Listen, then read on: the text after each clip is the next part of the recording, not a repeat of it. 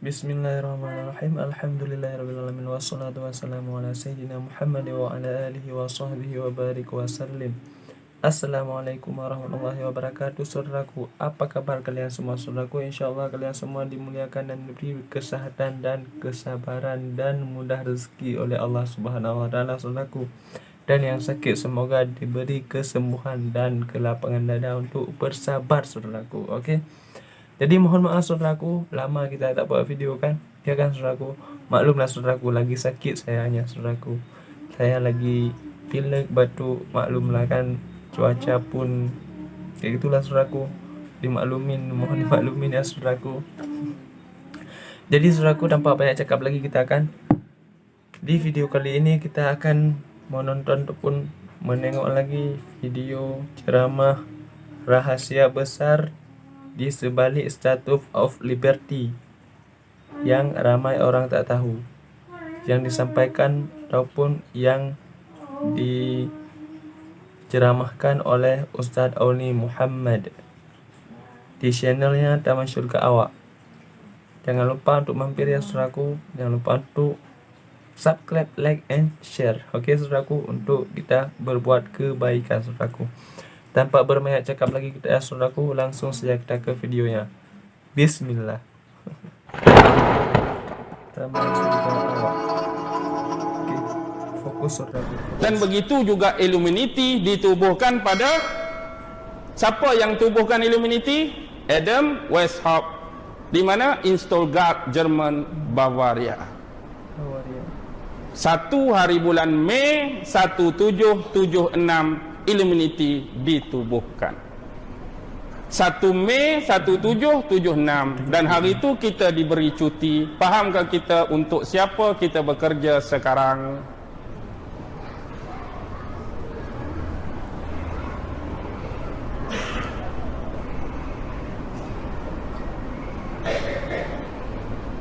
Tapi tak apalah, cuti kan? Cuti lah, cuti. Lepas tu dia bergabung dengan Freemason. Bila bergabung dengan Freemason, memang agenda mereka sama, tapi perancangan dan pelaksanaan berbeza. Akibatnya penggabungan ini melahirkan apa yang dikatakan sebagai 8F. Tahu 8F tu apa? F yang pertama, faith, kepercayaan dan akidah. Mereka akan kikis ini daripada orang-orang Islam. Kikis akidah, rosakkan agama Islam. Sebab dia tahu bahawa Nabi Isa akan turun dan bunuh siapa? Bunuh Dajjal. Jadi sebelum Dajjal kena bunuh, dia siap-siap bunuh Nabi Isa. Dia ingat Nabi Isa dah kena bunuh dulu. Sebab dia dah baca Taurat, dia dah baca Injil, hak akan bunuh Dajjal Nabi Isa. Yahudi ni buat perancangan, campur dengan Maharaja Rom zaman Palestin, Byzantine Timur, bunuh Nabi Isa. Oh, dia ingat dia bunuh Nabi Isa tu, Nabi Isa tak turun dah lah. Tapi dia tahu tu cuma pembohongan, nak tipu. Lalu dia tukarlah akidah orang Kristian masa ni. Daripada 1 Masihi sampai 325 Masihi, akidah Kristian masih lagi tulen, tak ada lagi unsur-unsur anak Tuhan atau Trinity. Selepas persidangan Nisia, konsili Nisia 325 Masihi, baru ditetapkan 4 Injil hak mereka guna pakai hari ini. Injil John, Injil Mark, Injil Luke dan Injil Matthew.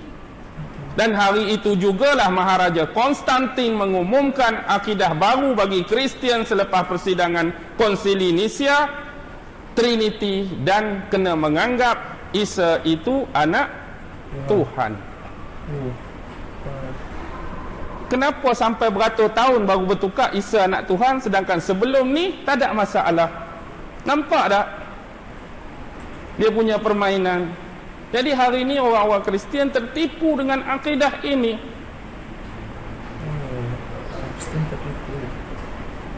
Tapi orang Kristian pun duk tunggu dah Nabi Isa turun. Yahudi KO terus dah, bagi dia Nabi Isa dah mati. Bagi dia rasa selesa dan selamat. Dajjal sudah tidak akan dibunuh lagi, sebab Nabi Isa tak nak turun dah, Nabi Isa mati. Tapi kita dua agama besar Samawi, Kristian dengan Islam duk tunggu. Yang jadi beza tang mana? Yang jadi beza bagi kita, waktu orang nak bunuh Nabi Isa dulu, pandangan Islam, Nabi Isa diangkat Allah, nanti akan turun. Orang Kristian yang disalib tu dah memang Nabi Isa, tapi dia meninggal 3 hari, kemudian Allah hidupkan balik, bertemu pertemuan terakhir dengan sahabat dia, kemudian Allah angkat. Angkat sama angkat, tapi kita angkat terus, rupakan hatu orang lain. Kristian hatu pun dia, hak mati pun dia, hak bangkit balik 3 hari pun dia, hak naik pun dia, hak turun pun dia. Tu saja beza. Sebab nanti nak turun di mana? Nanti nak turun di Masjid Dimash, Masjid Umayyah. Tahu tak apa sejarah tapak masjid tu? Zaman tu zaman siapa? Aramia, 3000 sebelum Masihi, zaman Mesopotamia. 1000 sebelum Masihi, di situ ada kuil untuk memuja dewa Haddad, dewa badai, dewa petir. Zaman tu zaman dewa kan? 1000 sebelum Masihi. Kemudian bila berlalu zaman tu, 1 Masihi, 1 abad Masihi ke atas sampai 400 tu, dibina kuil Temenos dia panggil, untuk sembah Tuhan Jupiter. Sebab abad pertama sampai ke-4 Byzantine Timur dah masuk. Byzantine Timur siapa? Orang-orang Rom. Rom dia bawa ajaran Hellenistik dia. Hellenistik Rom, ajaran dia berteraskan pagan kuno Yunani Greek, percaya pada dewa. Salah seorang dewa dia percaya siapa? Jupiter. Jupiter lah duduk dalam kuil Temenos tu. Tempat tu, tempat mana? Tempat tadi ada dewa Haddad. Sebelum tu kuil tu runtuh, bangun kuil Temenos, sembah Tuhan Jupiter. Dia banyak lagi dewa dia, 12 tu lah. Apollo pun dia, Zeus pun dia, Hercules pun dia, Athena pun dia, Saturn pun dia, Jupiter pun dia, Eden pun dia, Poseidon pun dia. Segala makneka dewa. Tapi salah satu Jupiter, sembah situ.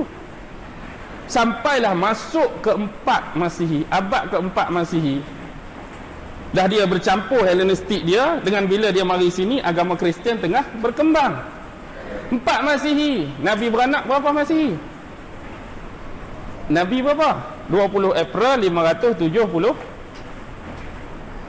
Nabi beranak 20 April 571, tak beranak lagi. Ni baru abad ke-4, 400 lebih. Maknanya agama Kristian tengah naik. Campur dengan Hellenistik tadi, mereka pun menganut. Tapi menganut pun agama pagan Yunani kuno campur Rom mereka, digarap. Garaplah unsur dewa, unsur Trinity dia tu. Trinity zaman Nuh lagi, Namrus. Namrus kan, mak dia tu, Namrus ni kahwin dengan mak sendiri. Mak dia tu mengandung. Konon-kononnya tak ada lelaki yang membuntingkan dia, mengandungkan dia. Dia kata dia mengandung sendiri. Wanita ajaib dia dakwa. Bila dia mengandung, beranak kepada siapa? Namrus tu anak. Tapi bila Namrus besar, Namrus tampan, Namrus kacak. Jadi bila orang-orang perempuan nak dekati Namrus, mak dia pun cemburu.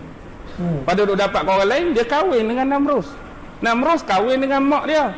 Jadi automatik dia tu anak, dia tu suami. Lepas tu Namrus meninggal. Bila Namrus meninggal, sedihlah kawan ni.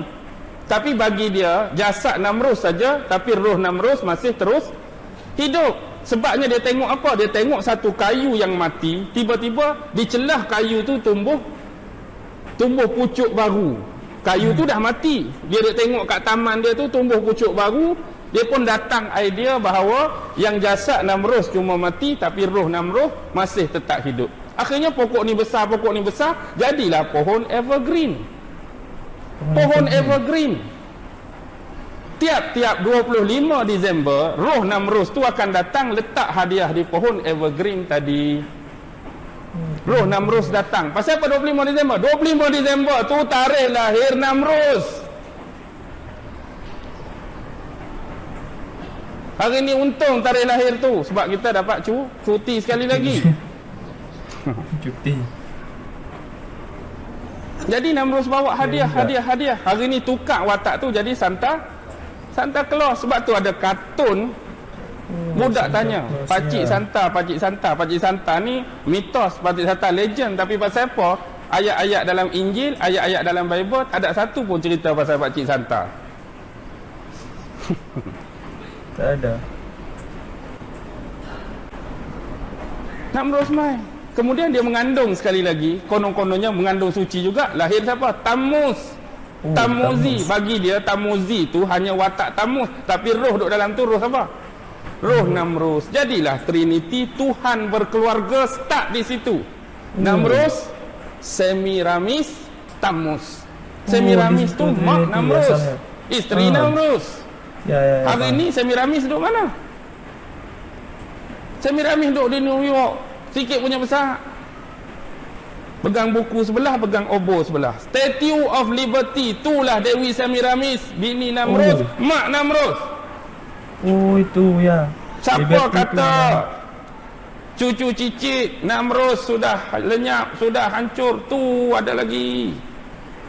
Siapa yang buat tu bukan Amerika, Perancis yang buat, bagi hadiah dekat Amerika. Perancis yang buat bagi Statue of Liberty tu Semiramis. Apa makna obor tu? Api tu.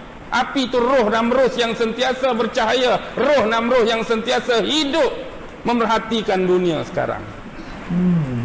Roh Namrus masih memerintah dunia. Tengok dalam filem Trista Columbia, perempuan kan pakai baju putih tu, Sony Picture Production tu, tu pun sama. Kemudian dia tukar watak-watak ni, nama lain tapi merujuk kepada Semiramis. Salah satu watak Easter.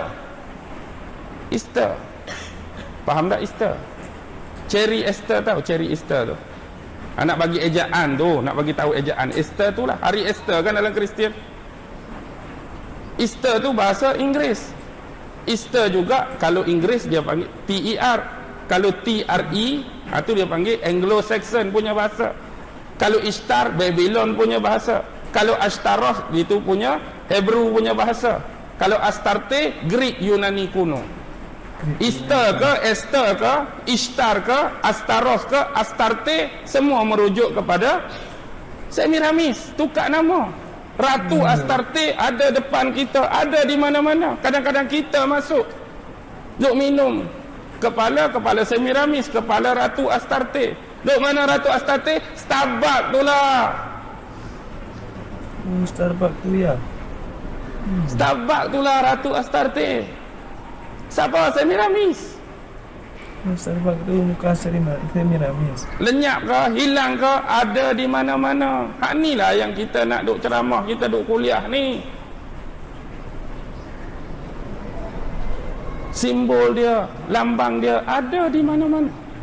Dan kalau kita tengok tradisi lain di Asia, Cybele dengan Dayos, benda sama. Di India, Dewi Dewika mengandung suci juga, dapat anak Dewa Krishna. Mana Dewa Krishna? Kalau Dewa Siva, hak bersila Trisula mata tiga, ulak senduk, tu Siva. Kalau hak bulatan macam joget tu, tu Vishnu. Kalau Krishna hak mana? Seruling. Duk tiup seruling. Kalau hak kepala gajah, hak tu Ganesha. Adik-beradik dia hak okey, Subramaniam. Banyak lagi Tuhan-Tuhan dia. Iswara, Kubera. Lepas tu hak kepala monyet tu Hanuman. Hak ni. Tapi falsafah dia cukup. Kita ada guru kawan-kawan, kita tanya apa makna ni? Dia kata makna dia cukup tersirat. Sebenarnya nak bagi tahu beza antara peniup dan suara yang ditiup. Peniup tu siapa? Bagi dia peniup tu hak atas sekali lah. Tapi suara hak ditiup tu tak berhuruf, tak bersuara. Hak ditiup tu masuk pada telinga-telinga manusia. Tu dia punya falsafah. Peniup tu, itulah. Tapi suara yang ditiup tu tak ada huruf, tak ada suara. Orang dengar, masuk. Ada beza peniup dengan suara yang ditiup, suara yang terhasil. Peniup lain, suara yang ditiup lain, suara yang terhasil dari seruling juga lain. Biarlah, tu dia punya falsafah, dia punya teori agama dia.